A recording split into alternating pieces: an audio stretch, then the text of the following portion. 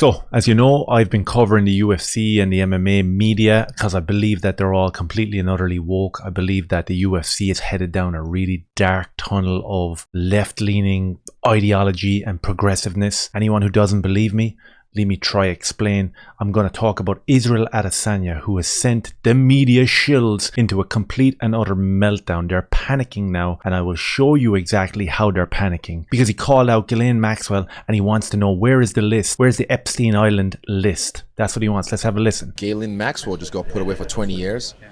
So she was supplying kids for all these fucking pedos, right? Where's the list? Is that just gets like...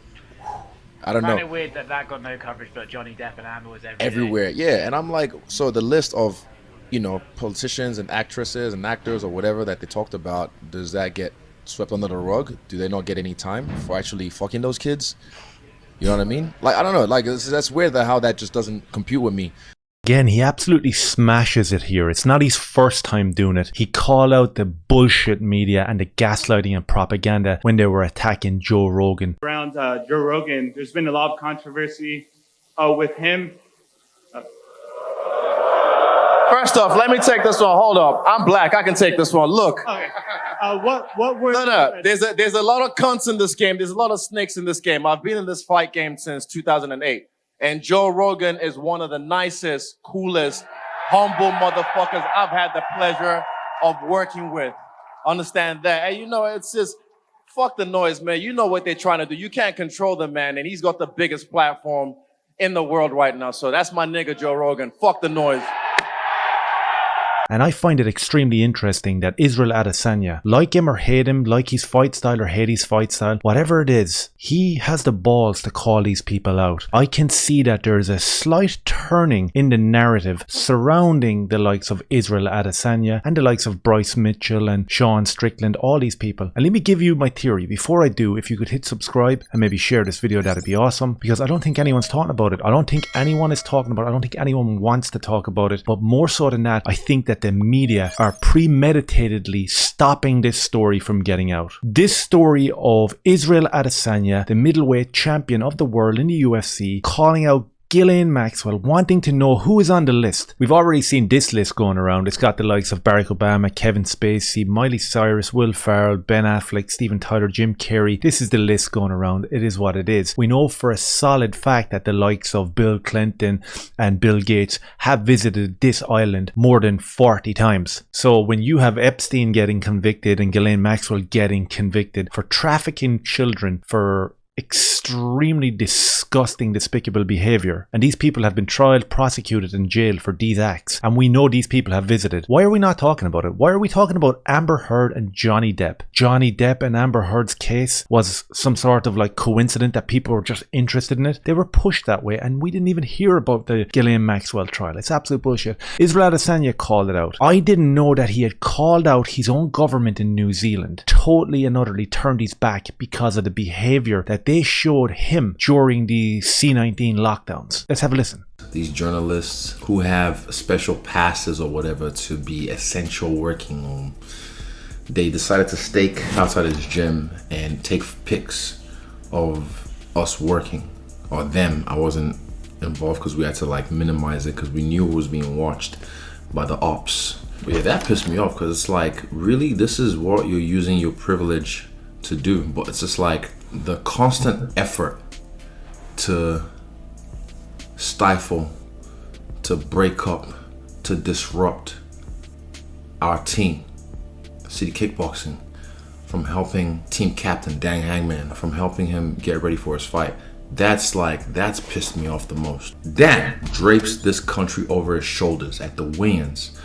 On the walkout, he puts this country on his back. And from November through to March, a host of sports teams arrive into the country. All Blacks, 65 rooms. Black Ferns, 65 rooms. Black Caps, 77 rooms. Bangladesh cricket team, 35 rooms. And I just want to stop it there for a quick second. This is the exact same stuff that we saw here in Ireland, in the UK, and I'm sure in the US as well. We weren't allowed to leave our house, go 5 kilometers from my front door. I wasn't allowed to go to a butcher's that was a little bit further than 5 kilometers away from my house. Can you believe that? At the same time, we had football teams traveling all over Europe the likes of the Champions League, the Premier League, all these millionaire footballers who were getting $250,000 a week, where they were allowed to travel wherever they wanted. You really need to have your head buried in the sand to think, okay, well, if I go to the butcher's that's 6 kilometers and that could get me arrested, but there is literally thousands of sports stars that have essential passes because they're entertainers. They're allowed to do whatever they want. If you couldn't see that,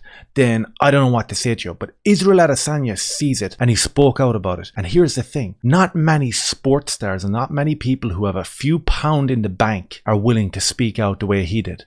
So I don't care whether you like his fighting style or not. This guy needs to be looked up to because he's a loud voice in this sea of propaganda, and I think it's very important. You will never see me fight in New Zealand ever again. Ever again. That's me. I'm done. All that money, they can get it from somewhere else. The rugby, the crickets, and all the people they giving exemptions to. But for me, you'll never ever see me fight in this shore. And that was one of my dreams. One of my dreams was to like headline a stadium in my backyard. That dream's dead. Dead in the water.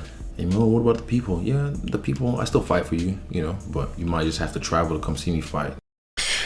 I think this was amazing by Israel Adesanya. I think it was absolutely amazing. I wish that there was more people like him that stood up and said, you know what? You know the way you treated me for the last 2 years? I'm not going to forget about that when you click your fingers and we're supposed to move on to the next current thing. You're not going to force the Ukraine conflict and inflation down my throat. You caused all that. The people in power caused all this stuff and they tried to make us jump through hoops. He's not forgetting. He's not going to fight in New Zealand again. He's not going to go back there and bring revenue to their system. Absolutely not. And I stand by his decision 100%. And if you look at Israel Adesanya and you look at every other celebrity, the likes of Joe Rogan, the likes of Jim Brewer, the likes of these guys who speak out, and all of a sudden then they're cancelled by the media. I think the exact same thing is happening right before our eyes with Israel Adesanya. MMA shill woke media are absolutely delighted to try sink him. And the way that they're portraying this sinking is the fact that they're saying that he's boring. Gates last weekend against Jared Cannonier were so low that it was absolutely no one's watching. Again, they're talking about Chris Pratt apologizing for comments that he made. This is a great distraction, right? This means we don't get to talk about the Ghislaine Maxwell comments. This means we don't get to talk about who was on that list. This means we don't get to talk about how the draconian levels of lockdown, the unnecessary draconian levels of lockdown, which we've seen recently through a Johns Hopkins University study where they said lockdowns majoritively did absolutely nothing.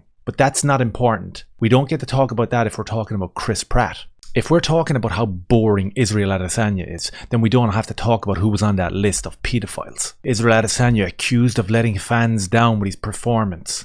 Footage shows fans mass leaving during a boring Israel Adesanya fight. It goes on and we have a bunch of MMA media content creators talking about how boring he is. We have the ex-UFC fighters giving their 2 pence in terms of, yeah, well, the gate is down, the numbers are down, we need the likes of Conor McGregor and George Masvidal to return. Who needs George Masvidal to return? Get out of here. You can see the narrative by the UFC and the media shills that surround them pushing towards where Israel Adesanya might be a thing of the past. He might be a boring fighter. The people just aren't tuning in. I think it's a little bit more premeditated than that. You can see how they have covered him in the last 2 weeks in terms of Chris Pratt being boring, his Undertaker walkout, this. It's like, hold up. Let's address the real situation here. He's not frightened to call out the media. He's not frightened to call out the propaganda, but we're not hearing it.